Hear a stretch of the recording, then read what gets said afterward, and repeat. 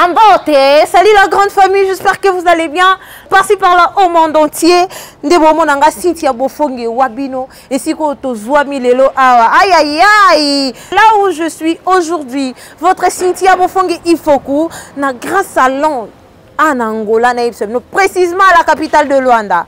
Salon de Beleza, Artimo Beleza, de Bosse Simon Vemba de Paris. Non loin de chez vous, auprès de Touzilou Royal Kassenda. Retourne à des Kassenda, c'est seulement ici. Au Poussani Mouké, on remonte à Ango Foot.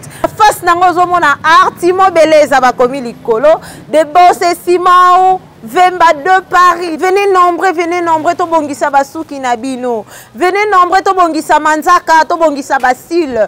Basa lelo foko lata, moi ça lelo foko bongise longi. Ba make-up ya kitoko, me bébé me loulou. C'est grâce à madame Octavia Ndongala ndeto lula ki basuki. Ndeto lula ki modèle ya kopose kabelo. Grâce na ye na sabino. Madame Octavia Ndongala ba tchaki basuki kitoko biso tout basi ya Luanda to lula ki.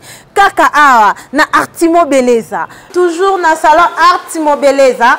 Toza abino mo bomonde musale zo salama awa ya kosakana te wana bozomona ba travailleur tout ya Artimo Beleza.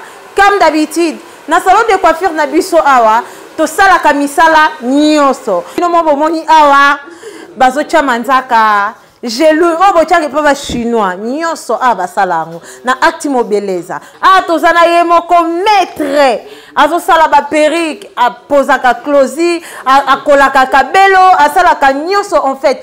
Musala nyonso zo salema. Soza na posa ko kanga suki. Ya tanga kala to mona kana ba mitwa ba mama bobila dawa. Ba suki naturellement, normalement. Ndeko na biso mwasi asala kango nyonso suki milai ba maser boero sala suki na Artimo Beleza. Vous serez pas déçus, nyonso eza na prix moko abordable.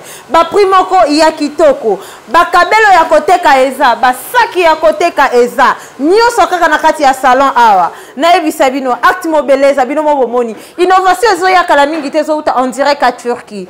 Awa to moni livraison etikali mukie, ba sala rappelle livraison gratuit en fait. Appareil biso original o ba séchoir original et ou en direct de Paris binomo bomoni ebi makati libanda na ebisa bino toujours ici nulle part ailleurs. Les boss Simon Vemba marambo sala na Luanda na ebisa bino ya boyezala te salon moko te na Kassenda beaucoup te loko boy beaucoup ta séchoir à boy toujours ici na Artimo Beleza. Je vous dis, je vous assure, venez ici boy rosaba suki na bino. Voilà, toilette na biso pe ya salon eza tellement kitoko propre. Ba salon belé ba na problème à toilette, mais au moni toilette yo moko sepeli. Au moni toilette yo moko sepeli. Et puis le fond d'écran est toujours là. Aussi si ba salon suki no ya kitoko. Oye wana biso ba tutolela TikTok, biso mutolela ba vidéo, biso mutolela Snap. Tu viens ici là. Après avoir salon de Beleza Artimo Beleza, toza lisusu wana na agence de transfert d'argent. Agence ya express ya kochaba koli biloko nyonso. Kobanda na France, Angola, États-Unis, Luanda, Kinshasa, Paris, Luanda, Kinshasa, Turquie, Luanda, Kinshasa. Pona kochaba koli na binu biloko malamu. Ozala na poso tinde la maman na ba congélateur bambetu. Na Luanda awa plus précisément na capitale ya Luanda, tozawana na Mabor. Kalemba Doge et puis Kassenda. Ce qu'on a pour se contacter Bisso, le numéro est là toujours affiché. Benga Okozala de cité.